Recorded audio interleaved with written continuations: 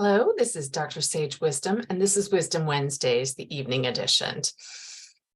So I thought I would just talk with you about a conversation that I had with a prospective client a few weeks back.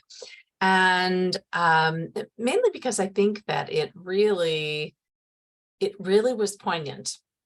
So a few months back, I decided I really wanted to know just the thoughts and feelings of women in positions of authority and power at a certain level on the East Coast.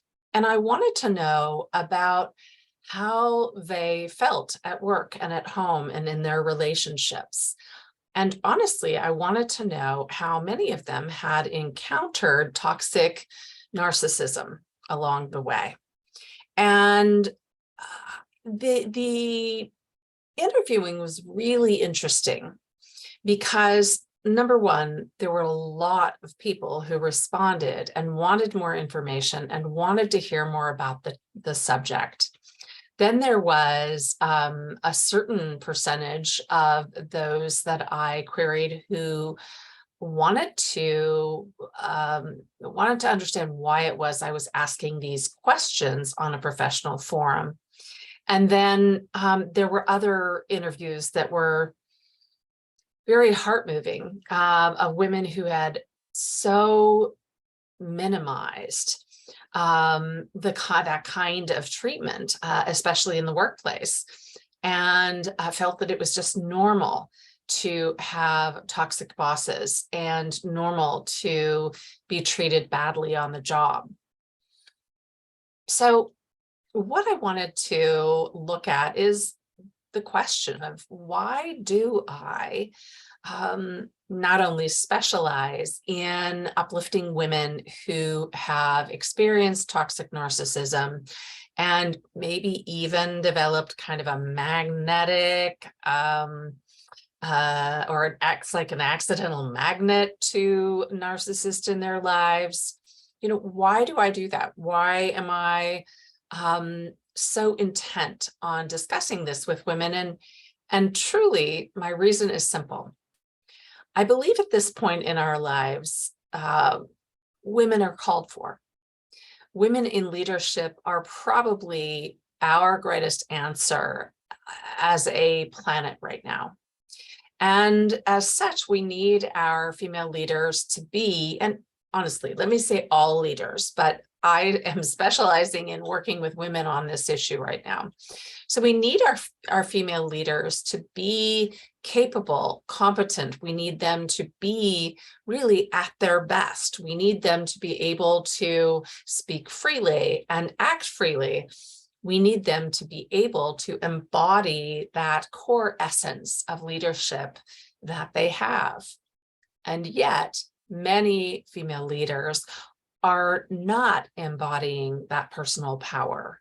They're feeling trapped. They're feeling as if they've had to hide in an internal vault this belief in themselves, their confidence, their esteem, their earning power.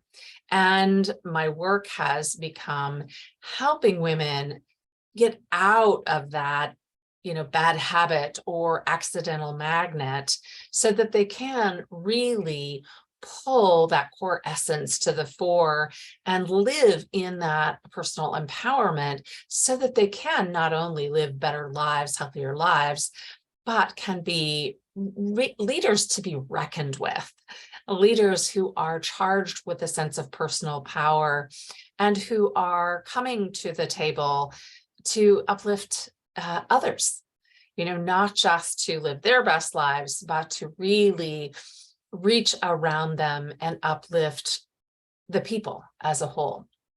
So it was an interesting conversation to have with these women on the East Coast and to share what my intention is and to share how unhealthy it is for any woman, honestly, again, anyone, but any woman to be pulled down or noosed by somebody else's reality, somebody else's truth. So I just wanted to share a little bit about that. I know I have been really talking a lot about this lately. I think it is not only a passion of mine because I want to see our people be uplifted as a whole, but because it's a story I know well. It's one that I had to live. I had that bad habit. I had that accidental magnet, and I had to learn about my own self-worth. I had to learn how to access deep below the surface that sense of personal empowerment that I had put away in the vault because I was afraid of my light being deluminated. So it's a story and a journey I know well, and I want to be able to bring to my female clients so that they too can be not only living a life that is worthy of them, but also to have that capacity to be capable of then uplifting others. So this is your Wisdom Wednesday. I'm Dr. Sage Breslin, and my wisdom for the day is don't let anyone put your light out. And by the way, no one can.